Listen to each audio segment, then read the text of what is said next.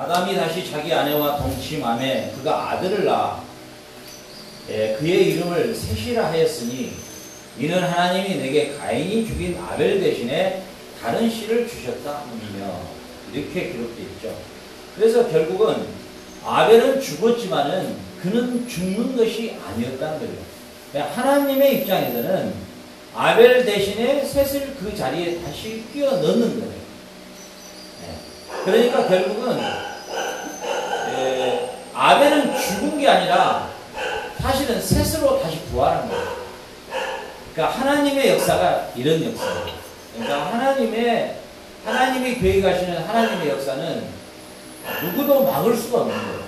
이 말은 또 말을 바꿔 말하자면 하나님이 여러분을 향한 우리 재준이를 통해서 하나님이 하시고자 하는 하나님의 계획이 있다면 재준이의 신변에 어떤 문제가 일어난다 할지라도 그건 하나님이 다 처리를 하신다는 거예요.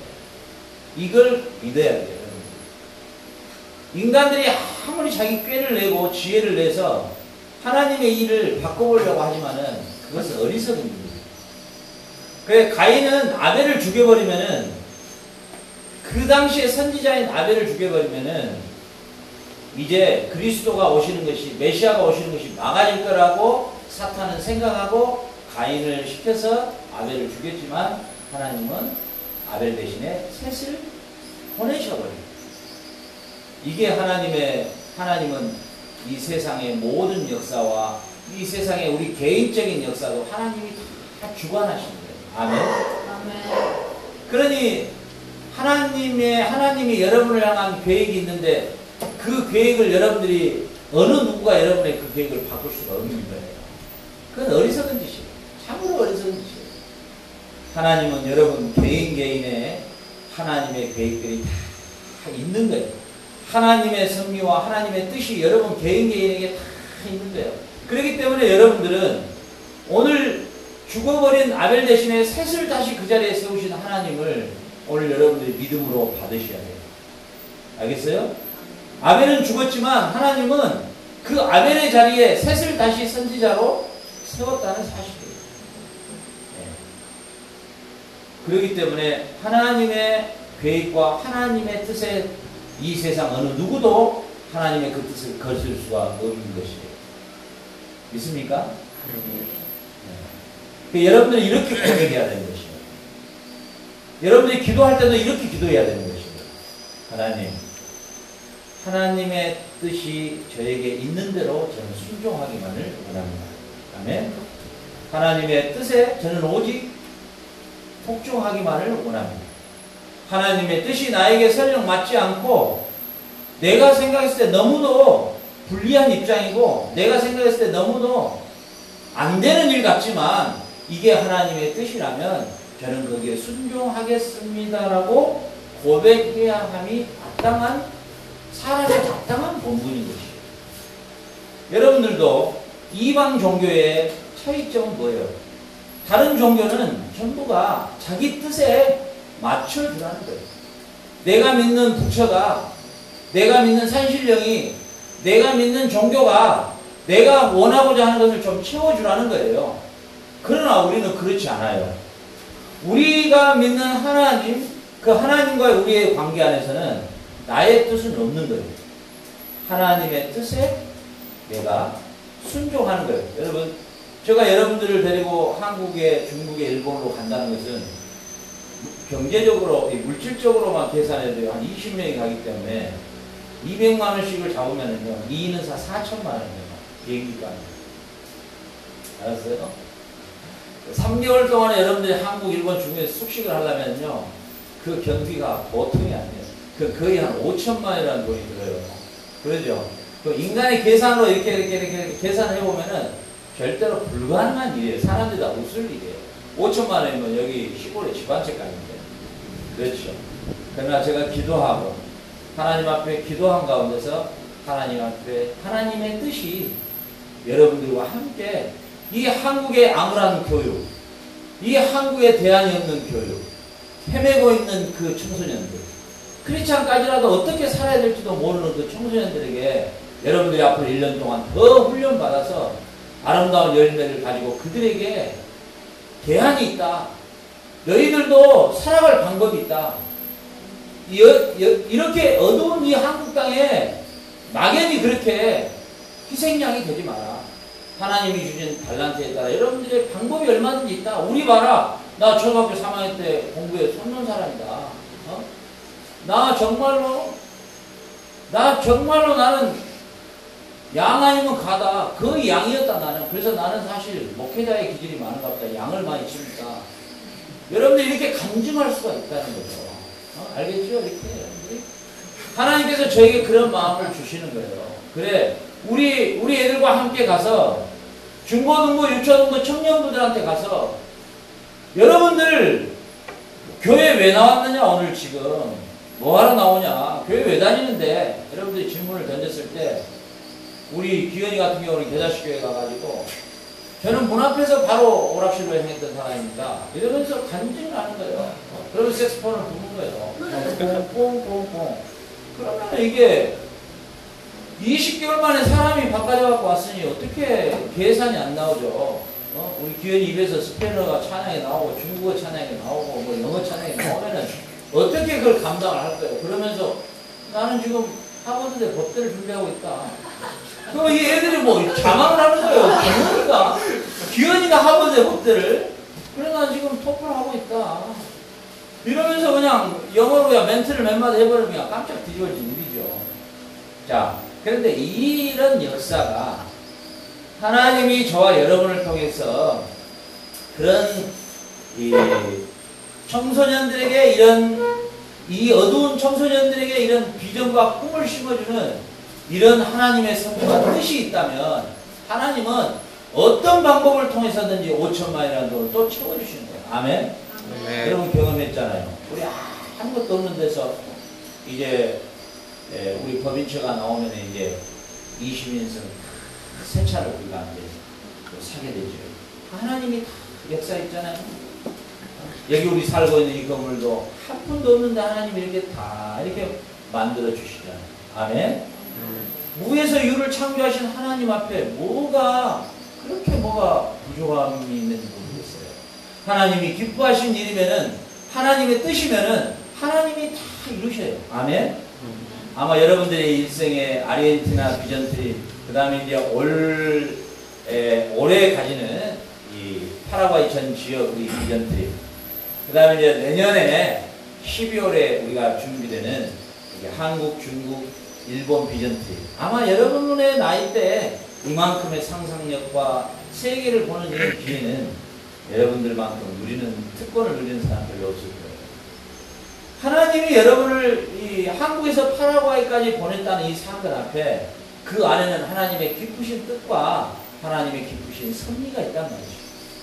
오늘 셋이 아벨 대신에 나타났지만 이 셋은 아벨이 해야 될 그 선지자의 사명을 셋은 또 이어서 하는 거예요. 셋은. 그래서 이 셋을 뭐라고 소개하고 있냐면은 26절에 셋도 아들을 낳고 그의 이름을 에노스라 하였으며 그때 사람들이 비로소 여호와의 이름을 불렀더라 이렇게 나와요. 그때 어떤 때에 셋도 아들을 낳고 그 이름을 에노스라 할 그때에 그때 사람들이 비로소 하나님 앞에 예배를 드리기 시작했다는 거예요. 그럼 무슨 말이에요? 그 전까지 모든 사람들이 다 타락하고 하나님의 속한 자들도 타락했었다는 것을 볼 수가 있어요. 이게 이어져서 6장에 가서 하나님이 노아의 홍수 심판을 내려버리는 사건이 나와요. 그러니까 결국은 노아 때만 타락한 게 아니라 아담의 타락한 그 이후로 사람들은 계속 타락해 왔다는 것을 알 수가 있는 것이죠. 자, 그렇기 때문에 오늘 저와 여러분이 오늘 이 사건을 통해서 분명한 걸 하나 알고 가야 돼요. 자, 뭐냐면은 자, 이 셋이 아벨이 죽었어요. 그리고 하나님은 셋을 보내줬어요. 그런데 우리가 대제사장들이 1년에 한 번씩 하나님 앞에 제물을 드리러 들어가죠.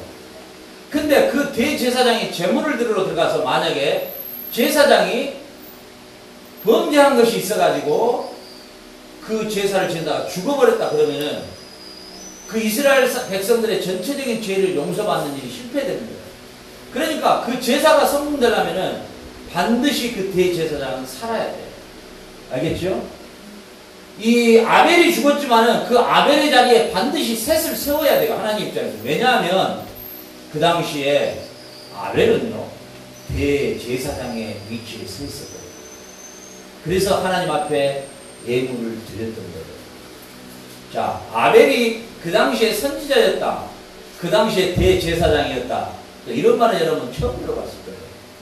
근데 이것은 성경 전체를 깨뚫고 있어야만이 이 사실을 알 수가 있어요.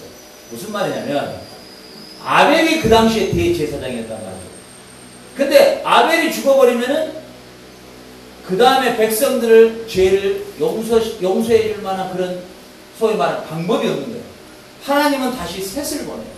그래서 그 셋에서 노아가 나오고 그 노아에서 아브라함이 나오고 이삭이 나오고 야곱이 나오고 다윗이 나오고 쭉 나오고 결국은 뭐예요? 예수 그리스도가 탄생하는 거예요. 그게 마태복음 1장의 족보예요. 자, 그러면은요, 하나님은 이 셋을 세워서 다시 우리에게 메시아를 보낼 것을 약속한 대로 그 그리스도가 오시는 족보를 계속 하나님은 이어가십니다. 자, 우리 예수님이 왜 십자가에서 다시 무덤에서 살아나야만 했느냐? 그렇죠?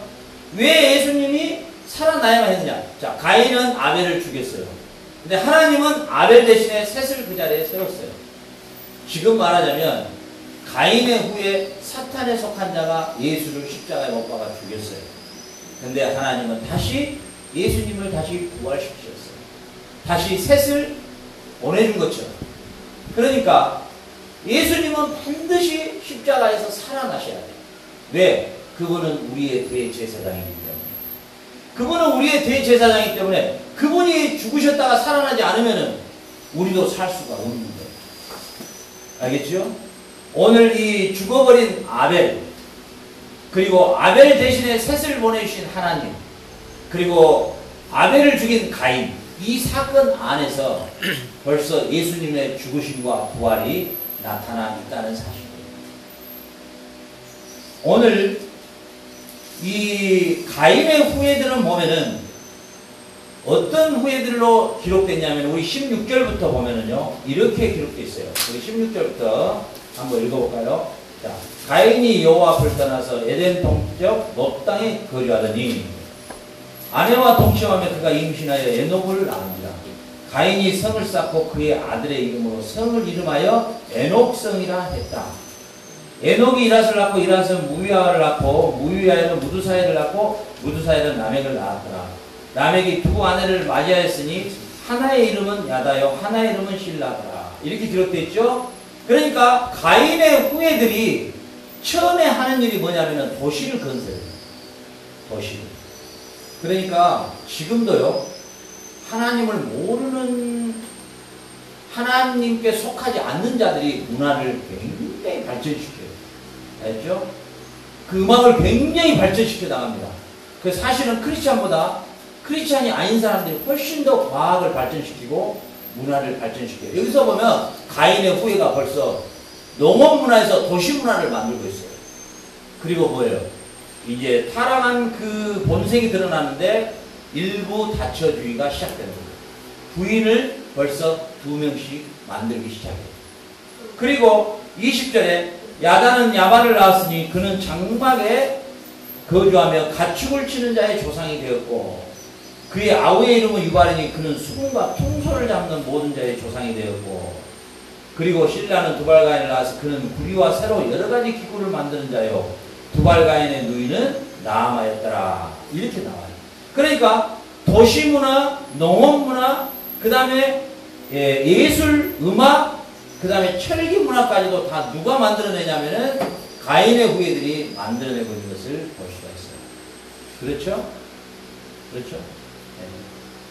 그래서 모든 문화를 발전시킨 자들은 뭐냐면은 바로 가인에 속한 자들이 문화를 발전시켰거든요. 지금도 이 타락한 문화, 이 세상에 이런 모든 문화가 98%가 사실은 다 하나님을 대적하는 문화입니다. 그 문화란 게 뭐예요? 문화? 혹시 여러분 문화란 게 무슨 뜻이에요? 문화는 사람이 만들어내는 모든 것을 문화라고 해요. 그래서 음식은 음식 문화가 있는 거고, 그렇죠? 교통은 교통 문화가 있는 거고, 학교는 학교 문화가 있는 거고. 그런데 재밌는 것은요, 지금 이 세상에 만들어지는 모든 문화의 98%가요, 하나님을 대적하는 문화예요. 자, 음악 문화만 봐도 하나님을 대적하는, 예술도 하나님을 대적하는 문화예요. 그렇죠? 여러분 봐보세요. 어떤 문화가 하나님을 높이고 하나님을 찬양하는 문화가 있어요? 우리 한국에는 특히나 어떤 문화예요? 호텔 문화, 모텔 문화. 그러죠? 우리나라가 세계에서 모텔 문화가 제일 저질적인 문화예요. 모텔이 논 한가운데가 있어요. 그럼 뭐 시골 사람이 뭐 벽에다가 뭐 모텔 가서 한숨 자러 갈까요? 못된 놈들이 전부 못된 짓 하라고 그렇게. 그 문화가 아주 주택가 한가운데가 서 있어요. 우리 강주에 가면요, 그냥 아파트 옆에가 모텔이 서 있어요. 그 모텔의 인테리어가 얼마나 잘 됐는지요. 막 천사를 10마리씩 막 붙여놓고 막 위에다가 막 엉덩이를 이만한 걸 2개 막 붙여놓고 막 그게 이제 호텔 문화죠. 그 문화는 뭐예요? 하나님을 대적하는 문화예요. 그러잖아요. 그리고 그 강주에도 보면은 상무집이라는 데를 가보면은 완전히 새벽까지 네온사인의 불이 현란하게 비쳐요. 뭐 하는 거예요, 전부? 그 전부 하나님을 대적하는 문화잖아요. 그죠? 하나님을 높이는 문화가 어디가 있어요, 어디가? 전부 이 세상 사람들이 만들어 놓은 문화를 한번 봐보세요. 이 지금 우리 여기 있는 센트럴, 우리 여기 있는 바로 여기 밑에 조금만 내려가면 여기 술집이 하나 있어요, 여기. 저녁내 아주 금요일날부터, 어떤 데 평일날부터 아주, 평일날부터 저기 아주, 이 나라가 재밌는 나라예요.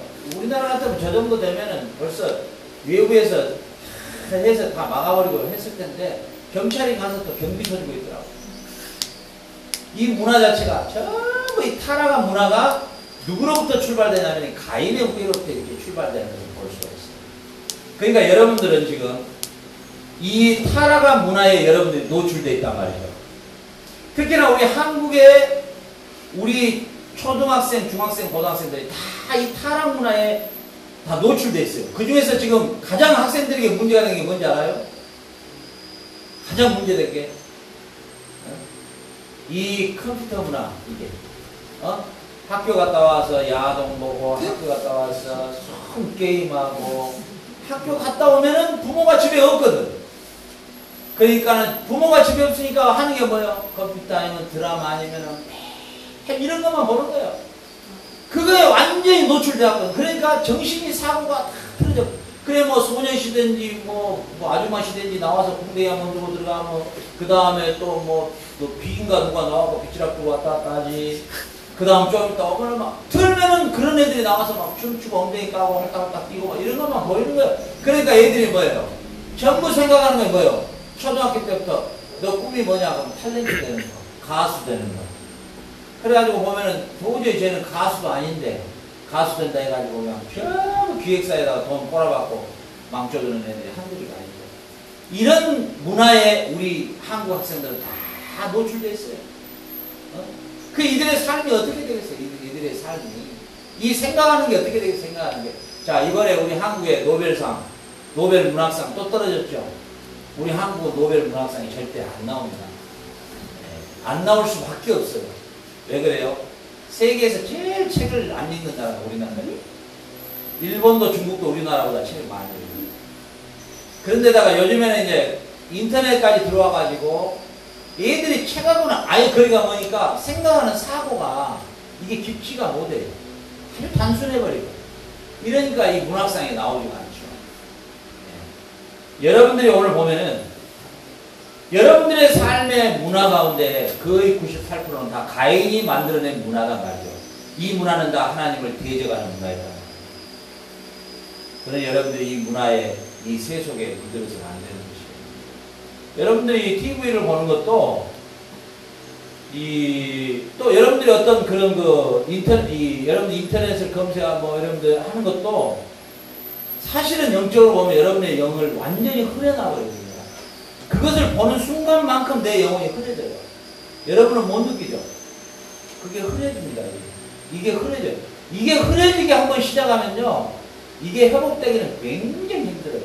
근데 이게 민감해 있으면요, 딱 처음에 딱 눈에 시야에 들어올 때부터 이게, 그런데 이제 경지에 완전히 올라가면요, 그 흔들고 있는 얘들의 모습을 보면 너무 불쌍하게 보이는 거예요. 어제도 소녀시대가 나오고 막 흔들어대는데, 아이고, 저희는 저 몸매를 관리하려고 먹고 싶은 삼겹살도 못 먹고, 얼마나 저거 고생했다, 째까는 거에 나와가지고, 고생한다. 어? 저 먼지바닥에 있는 저 조명에서 그냥 왔다 갔다 하고, 불쌍해. 참 불쌍하게 보이는 거예요. 저 영혼도, 저, 하나님을 모르면 저 영혼도 다 쓸모없는 짓인데, 이 정도 수준에 가면 좋은데, 뭐, 귀현이 같이, 와, 나도 저런 분이 났나, 어쩔 수 없을까. 뭐, 이런 식으로 가면, 그 끝나는 거예요, 어떻게. 그게 영혼이 흐려져버려, 흐려져버려. 응? 그런데 하나님의 계열에, 하나님에 속한 세세 후에는 26절에, 그때 사람들이 비로소 여호와의 이름을 불렀더라. 이 말은 뭔 말이냐면, 그런 문화 속에서도 물들지 않고 세세 후에는 하나님께 예배를 드리는 삶으로 시작되었다는 거예요. 여러분들의 삶도 예배적 삶, 알겠죠? 구별된 삶, 하나님의 영광된 삶, 이것이 바로 세세 후에 속한 자들이 되는 것이에요. 아멘. 여러분, 세속에 절대로 물들지 말고, 세속 문화에 절대로 사모하지 말고, 세속 음악, 세속 영상, 세속에 살아가는 여러분들의 친구들의 삶, 그들의 의상, 그들의 시장하는 모습들, 그들이 생각하는 가치관들, 그런 것들을 여러분들이 보고 불쌍히 여기는 마음이 있어요. 아멘. 그걸 부러워한다거나, 아, 저희들은 어떻게 저렇게 마음대로 저렇게 살 수도 있고 저럴 수 이렇게 부러워한 마음을 가져서는 안 되고, 여러분들이 오히려 그들을 불쌍히 여길 수 있는 그런 영적인 분이 되시기를 주의 이름으로 축원합니다. 오늘 지민이하고 우진이하고 에스더가 어떻게 저한테 인사를 막 예배 시간에 이렇게 잘하는지 내가 너무 인사를 오래 받기가 민망해서 오늘 일찍 끝내니까 계속 저한테 막 인사